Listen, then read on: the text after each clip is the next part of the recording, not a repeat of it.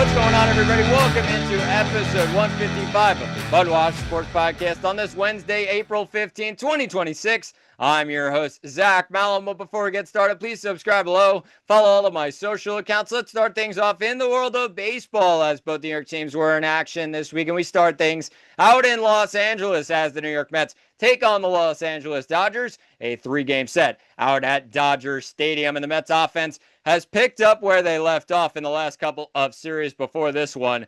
Arizona takes 2 games out of 3 against the Mets. The Mets lose the last 2 of that series with just 3 runs combined in the last 2 games. And then they go up against the Athletics at Citi Field and get swept 3-0, 4-0 on Friday, 11-6 on Saturday, and 1-0 on Sunday. Heading into this series against Los Angeles, just looking for anything to go your way offensively. It's been anything but in the first 2 games, and we start on Monday where the Dodgers win this one 4-0. The final, Justin Robleski, who looked like a Cy Young Award winner against this Mets lineup on Monday, ends up going 8 innings strong, 2 hits allowed, no runs with no walks and 2 Ks, gets the win to move to 2-0. And on the other side for the Mets, it's David Peterson, who falls to 0-3 on the season. 5 innings pitched, 5 hits allowed, 4 earned runs, 4 walks, and 7 Ks. It was Will Smith who got to Peterson early on.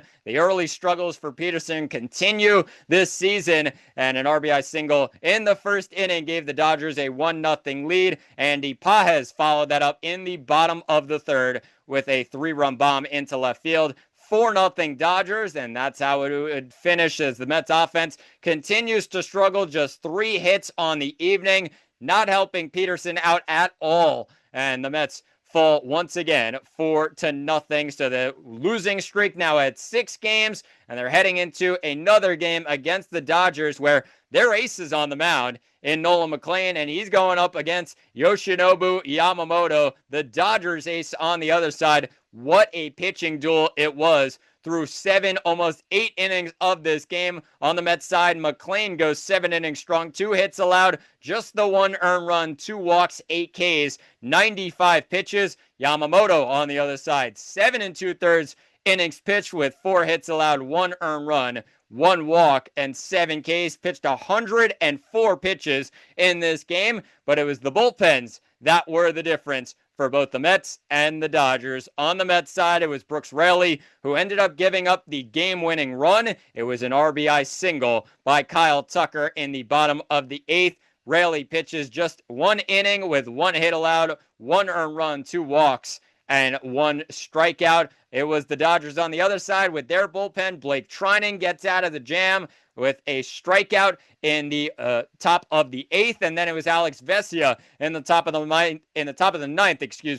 Just nothing to be found in terms of this Mets offense. And coming back into this game, only down a run, but he goes an inning and has 3 strikeouts. Strikes out the side, and that's the Mets right now. Their offense is just abysmal. The response to the Mets' offensive struggles has been, well, Juan Soto is not playing each and every night. Take a top 3 hitter in all of baseball out of this Mets lineup, and this is what you get. Well, let's take Juan Soto's $62 million that he's making this year out of the Mets payroll. They still have the 3rd highest payroll in all of MLB, and the guys that they brought in to surround Juan Soto with, Bo Bichette batting .227, Marcus Semien batting .188, Jorge Polanco has completely looked lost at the plate. He's batting .179. It doesn't help that the guys you brought back from last year, Francisco Lindor batting .194, Brett Beatty batting .218, Mark Vientos batting .227. Nobody's hitting right now. This offense stinks, plain and simple. And even when Juan Soto does come back, it could be trouble for this Mets team, especially if they don't get runners on base, which they are not getting at all right now. Just not making good contact, and a lot of these guys just struggling to get on base. They're not even walking right now. Their walk rate in the last 7 games has been abysmal. They only had 1 walk total yesterday, so they have to really pick things up right now. And I understand it's only 18 games. Don't freak out just yet.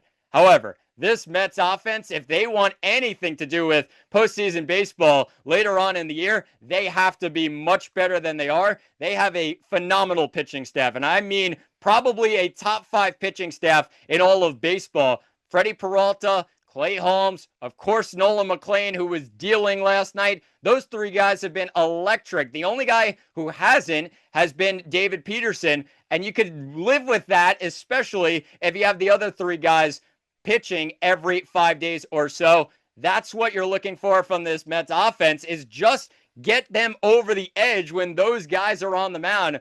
To only put up one run in a game where Nolan McLean is dealing and going 7 innings is just not good enough for this Mets team. They stink right now, and they have to be much better if they want to do anything later on this season. It's only 18 games, so don't freak out completely just yet, but they have to be a lot better right now. And they head into the final game of a 3-game set against the Dodgers, hopefully looking to turn things around, as Clay Holmes gets the ball. 2-1 this year, 1.50 ERA. Shohei Ohtani gets the ball for the Dodgers, 1-0 with no runs allowed so far this season, 12 innings pitched, and he makes his 9th career start pitching-wise at Dodger Stadium. So we'll see what happens. It's Ohtani and it's Holmes. It's a battle between two of the top teams over the last couple of years in the National League. Of course, the Mets missed the playoffs last year. The Dodgers, the defending World Series champion. The Mets have to be way better on offense. We'll see if they could get to Ohtani early. He's a guy who throws a lot of fastballs. And, of course, Francisco Lindor got to Yamamoto with a leadoff home run yesterday. Can he do the same tonight against a fastball from Ohtani? We will have to wait to find out. 10 o'clock start. It's on ESPN as Holmes and the Mets take on Ohtani and the Dodgers out at Dodger Stadium. On the other side of New York, it has not been much better for the New York Yankees, who are coming off of a series sweep against the Tampa Bay Rays. They were swept 3-0 by Tampa down in Tampa, and it started on Friday, a 5-3 loss for the Yankees. Luis Gil got the ball for the Bombers, and they ended up losing this game 5-3. It just came down to the Yankees had an early lead, and they ended up falling apart from there. The offense was non-existent really after that first inning, besides a Ben Rice solo home run in the top of the 8th. Luis Gil only went 4 innings in this game, 4 innings pitched with 3 hits allowed, 3 earned runs with 3 walks and 2 Ks. Did not have a lot of strikeout stuff in this game, and that's really what hurt him in the end. The Yankees only muster 5 hits on the board in this one as well, and that did not help as the Rays win the first game of the 3-game set. Then they continued on and won the second game as well. But this one came in extra innings, and it came down to David Bednar, who came in and gets the loss for the Yankees in this one. Falls to 0-2 on the year, just an inning, a third of an inning pitched, and then he allows 2 hits with 1 earned run, 1 walk, and 1 K. The Yankees ended up getting a run in the top of the 10th to give David Bednar some breathing room, with Jose Caballero hitting an RBI single to give the Yankees a 4-3 lead. But other than that, the Yankees pitching was not up to speed in this one, especially Bednar, and he allows one earned run with 2 runs allowed in the 10th inning of this one, and the Yankees fall 5-4 and lose the series to Tampa. And maybe you're hoping that Cam Schlittler on the mound, they could respond after Max Fried pitched the day before. Cam Schlittler was really picking up where he left off in the game before that, where he struggled against the Athletics. He ends up getting the loss as well in this game. 2-1 on the year he falls to, and then 5 innings pitched, 7 hits, 3 earned runs, 1 walk, 8 Ks. The strikeout stuff is always there for Cam Schlittler. It's just hits that were racked up against him early on in this game. First inning, an RBI ground out for the Rays, and then the second inning, they put 2 runs up on the board, another RBI ground out, followed by an RBI single by Chandler Simpson. Drew Rasmussen ended up having his best stuff in this game as well. 6 innings strong, just 1 hit allowed, no runs with no walks, and 7 Ks in the game. Yankees again wait till late to put up some runs up on the board, and that really hurt them in this one. They put up 2 runs in the 9th to make it close on an Aaron Judge 2-run bomb into right center field, but it wasn't enough for this Yankees team as they fall 5-4 and get swept by the Tampa Bay Rays in a 3-game set. They also had lost the series before that to the Athletics, 2 games out of 3 at Yankee Stadium. So the Yankees had then lost 5 in a row, and things were not going to plan for this Yankees team. They ended up bouncing back on Monday with a battle of the ages in this one in terms of MVPs. When you look at Mike Trout on one side for the LA Angels, he ends up going 2 for 5 with 2 bombs in this game, 5 RBIs on the evening. Aaron Judge said, I'll do the same. 2 home runs in this game. He goes 2 for 5 with 3 RBIs as well in this one. Just a great game between 2 of the best in baseball. 2 former MVPs. Obviously, Judge, the current MVP from last year. It's really going down to the wire, and the Yankees end up winning it after Mike Trout made a statement once again. It's the top of the 8th, and he ends up hitting a 2-run bomb into left center field to give the Angels a 10-8 lead. And the Yankees, who had responded multiple times throughout the game, ultimately took the lead in the game through Aaron Judge in the bottom of the 6th. They end up giving it back, and then they crawl back once again as Trent Grisham comes off the bench in this one in the 5th inning, hits a 3-run bomb to give the Yankees a 7-4 lead, then hits another bomb, a 2-run bomb into right center to tie the game in the bottom of the 9th at 10. And then it was Ryan McMahon who had an RBI walk, and it ends up being Caballero who scores. McMahon ends up not getting the RBI because it was a wild pitch, but he did walk. And then, of course, Caballero scored on a Jordan Romano wild pitch. So the Yankees end up getting a win. Got to be positive about it. They did not look great in this game in terms of their pitching. However, their offense finally stepped up for them after they had struggled a couple of games before that. Then they go into Tuesday's game, the second game of a 3-game set against the LA Angels, or second game of a 4-game set, against Los Angeles. And the Yankees went back to normal in terms of their sluggish start to the year, in terms of their pitching, their offense, nowhere to be found in this game, in the second game of the 4-game set. And it was all Angels in game 2 with Reed Detmers on the mound. He goes 7 innings strong, 4 hits allowed, 1 earned run with no walks and 9 strikeouts. Ryan Weathers on the Yankees side of things just gave up a couple of too many long balls. Too many good pitches for this Angels lineup, and he goes 5 innings strong, 5 hits allowed, 5 earned runs with 2 walks and 10 Ks. Not a great day for Ryan Weathers, who ends up letting up 3 bombs in the first inning, back to back to give the Angels a 3-0 lead. They would not stop from there. It was Oswald Peraza who hits another home run, a solo shot into left field. They headed on in the 6th inning, an RBI single, or a 2-run single by Yohan Moncada, who then homered once again in the top of the 8th. The Yankees end up getting a run from Ben Rice, sac fly for him, and he's really been the brightest spot about this Yankees offense so far this season. The rest of the offense, of course, Aaron Judge has had a pretty solid start to the season in terms of his homers, but his average not great right now, only batting .234 on the season. So Ben Rice has been great. It cannot always be Ben Rice up to bat. And Ben Rice also, bit of a controversy here in Yankee land, as he's not been playing every day. Ben Rice has been red hot, .362 average. He's hitting home runs. He's getting the ball in play. And it's just not really going into the mind of Aaron Boone to play him every day. I understand the Yankees are going up against lefty pitchers, and Ben Rice sometimes needs a break if he's playing catcher one day and then he's playing first base the other. I understand Ben Rice needs his rest, but this Yankees offense needs him desperately right now in the middle of that lineup, and he's not been there for the Yankees in the last couple of games. He's been a pinch hitter for the most part for this Yankees team in the last 5 games or so. That's not helping this Yankees team right now, and they need Aaron Boone to change his mind on Ben Rice and putting him in the lineup every single day.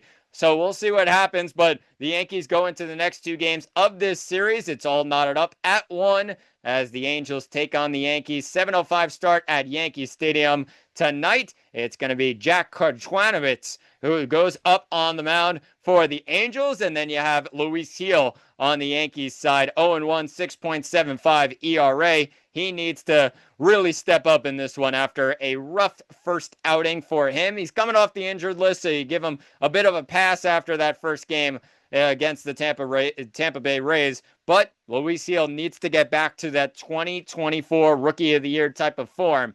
That's what you're desperately needing if you're the Yankees, looking at Luis Gil heading into this one tonight, a 7:05 start as the Yankees take on the Angels at the stadium. Shifting things to basketball as the New York Knicks look forward to the NBA playoffs this upcoming weekend. In the first round, they will take on the Atlanta Hawks, the 3-6 series out of the Eastern Conference, and it all starts on Saturday at 6 o'clock. We'll preview this game as well on Friday's episode, but it's the Knicks and Atlanta who will face off in the NBA playoffs, and it was the Knicks who won the season series against Atlanta this season, and it's a bit of a weird one because the Knicks won both games on the road in Atlanta, one in December and one just a couple of weeks ago, or just last week, down in Atlanta, April 6th, the Knicks won 108-105. Of course, CJ McCollum hit a half-court heave after time expired, and that was a close win for this Knicks team, a desperate win for this Knicks team heading into the playoffs, and they end up losing the one game at home against Atlanta this season, 111-99. That was at the start of the year. It was January 2nd, and the Knicks, looking at this series, are the better team. Clearly, they should handle business against Atlanta. However, it could be one of those series that Atlanta comes in and they have a chip on their shoulder. They could take it to this Knicks team. A lot of young, talented players that they have paired with some veterans. And if they can get the job done in a couple of games, maybe one game they take at MSG, then it's a whole different type of series and a whole different outlook on this series. If they go back to Atlanta tied at 1 in this series, bit of a worrying sign for this Knicks team. So that's what you're looking for the Knicks to avoid. Win both games at home and then go on with the rest of the series. Whatever happens after that happens, but win your home games. And if the Knicks can do that, of course, MSG will be rocking. It's going to be a great start to the playoffs for this Knicks team as they look forward to the next round after this Atlanta series. It would end up most likely being the Boston Celtics. And if you're on the Knicks side, you don't want to look too far ahead. You obviously have Boston probably looking ahead at you as well. I think the Knicks, though, have to handle business against Atlanta, a very talented team in this Eastern Conference so far this year. But they end up playing Saturday, then Monday. It's the first two games at Madison Square Garden. Like I said, we'll preview this game on Friday's episode, but make sure you tune in on Saturday and all series long as the Knicks take on the Atlanta Hawks, a 6 o'clock start on Prime Video on Saturday at Madison Square Garden. Let's finish things off today in the world of hockey, and the New York Islanders have sadly ended their season. 82 games, they finished with 91 points, and it ended up not even being close in the Eastern Conference. Give credit to this Islanders team for fighting all season long, but they just came up short and ran out of gas in the last couple of months of this season. I do think from an Islander fan point of view, if you said going into the season that you would end up finishing in the win-loss column, just they would finish 9 games over 500. Of course, if you include the overtime losses, even 4 games over 500, you would be happy as an Islander fan. A team that had the number 1 pick heading into this season, and of course, drafted the next star defenseman in Matthew Schaefer. You also have an offense that really looked good throughout this season. You trade arguably your top defenseman in Noah Dobson at the start of the year as well to Montreal. You pick up some pieces from the Canadiens that can help you in the future. And really looking at this Islanders team, a team that probably should have been near the bottom of the National Hockey League, should have been near the bottom of the Eastern Conference heading into this year. They were in a playoff spot for a majority of this season, sitting in the Metropolitan Division. again, they just ran out of gas, and you really can't have too much fault for these Islander players. It just, in the end, they did not have enough. It's something for this Islanders team going into next year and the couple years after that. Peter DeBoer now at the head coaching helm, and really, this Islanders team can follow suit with him in terms of what he's looking for, in terms of his defense especially. I think he's going to end up making this defense kind of his identity and more so his type of team. I think the offense will speak for itself. They do definitely need a star forward in this lineup. I think they cannot go another year or two without a first-line winger. It just has to be a lot better in terms of scoring for this Islanders team, something that they were lacking down the stretch of this season. I do like a lot of the guys that they will probably end up keeping for the rest of this season or heading into next year. I think they have a lot of good guys in terms of their second and third line, especially even their fourth line as well. Maybe even add an enforcer as well for this Islanders lineup. That could be something to almost change things around in terms of that fourth line. Bring it back to the days of Martin and Clutterbuck and Cizikas. Add another guy who can really test an opponent and hit more. That's what you're looking for this Islanders team, but it all comes down to a first-line winger. If they do not have that heading into next year, they're in trouble once again. But in terms of their youth and what they are looking for in terms of the future, they have a lot to be happy about on the island, and the Islanders end up getting knocked out of playoff contention, but not without a strong fight. The Islanders did well throughout this season, just a couple of bad games in the month of April and the end of March hurts the Islanders in the end, and they are officially eliminated from playoff contention. So the Islanders move on to next year, and what will be the task number one for Peter DeBoer and Matthew Darche, we'll find out in the next couple of weeks or so, I'm sure. But that will do it for episode 155 of the MudWatch Sports Podcast. Please subscribe below. I've been Zach Malama. Thanks for watching, and talk to you all on Friday.